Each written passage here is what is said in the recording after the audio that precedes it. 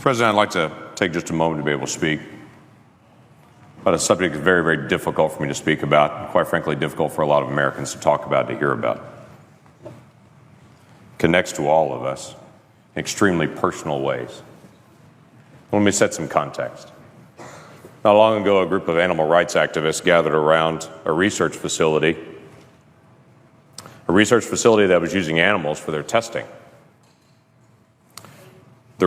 The activists gathered around the facility and chanted and had signs that they held up saying, "It's not science, it's violence." And other signs that said, "Animal lives are their right. We have just begun to fight." As they protested to protect the lives of the animals that were being used in that facility for research.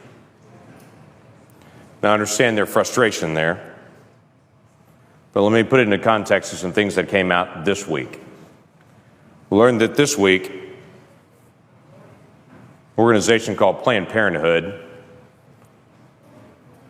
is using children that are aborted and sending the bodies of those aborted children to research facilities, sometimes for sale, different body parts, to be used in research.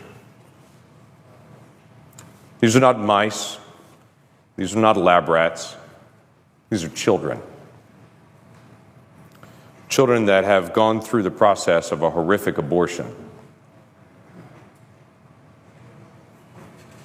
This morning in an appropriations hearing, the President and I both were in, we had an extensive conversation about the rights of orca whales.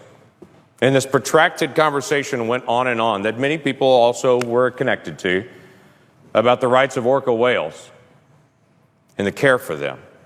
And then we had a protracted conversation about horse slaughter and how horses would be humanely put down. But in the middle of all that conversation happening today, there were children still being aborted with an instrument reaching in to a mother, tearing apart a child, but carefully protecting certain organs because those organs would be valuable to sell. Now, the challenge that we have on this as a nation is, the argument is for that baby, that baby's really not a baby, it's just a fetus, it's tissue. That's not a human baby is what everyone's told. That's just tissue, and it's up to the mom to determine what happens to that tissue. And then on the flip side of it, moments later, they take that tissue and then sell it because it's human organs that are needed for research. You can't say in one moment that's not a human and then sell it for the next moment as a human organ and say now suddenly it is. It was a human all the way through. There was never a time that wasn't a child. There was never a time that wasn't a human. And it seems the ultimate irony to me that we spend time talking about humane treatment of animals being put down, like in horse slaughter, and we completely miss children being ripped apart in the womb and their body parts being sold.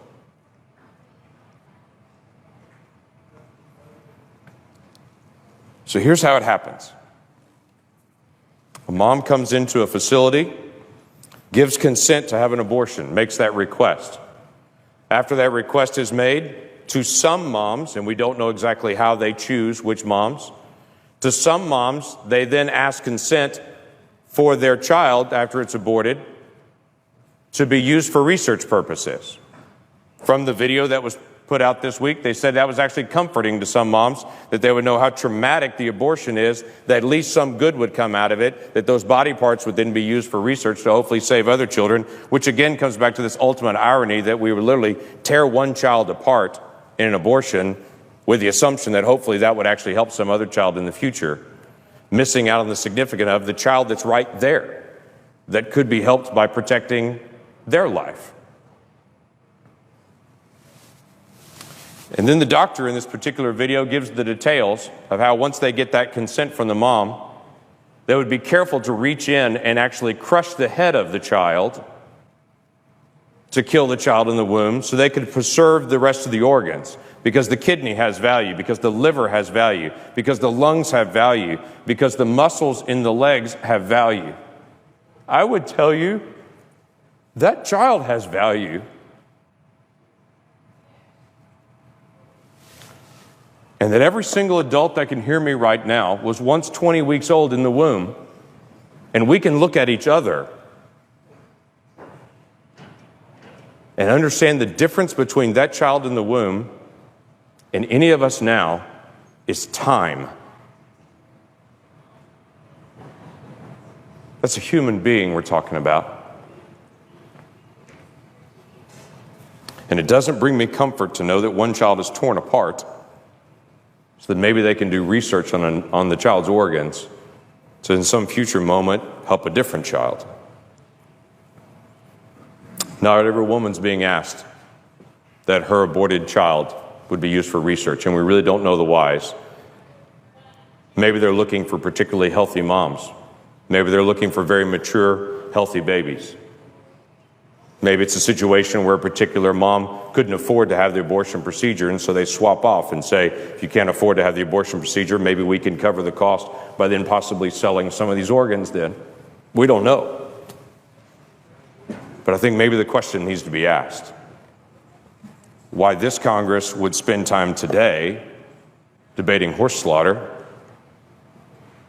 and debating orca whales, but yet we've become so numb to children that the other debate doesn't seem to come up. Maybe we need to start again as a nation, asking a basic question. If that's a child, and in our declaration, we said every person that we believe is endowed by our Creator to life, liberty, and the pursuit of happiness. Maybe we need to ask as a nation again, do we really believe that? Let's start with some basic things. How about a child at 20 weeks that we know scientifically can feel pain, cannot have their limbs ripped apart in an abortion? There are only 7 countries in the world that allow that. We're in a prime group like North Korea and China with nations that still allow abortions that late.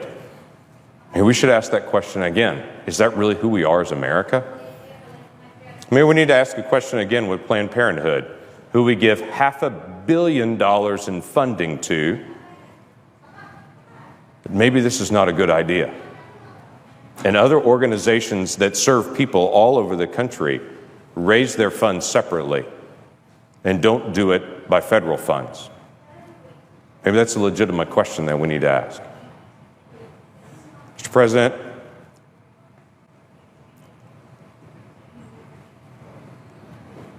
we have hard questions to deal with as a nation. Budget, regulations, future direction that we're going. Why don't we add to the list? Do we really care about children or not?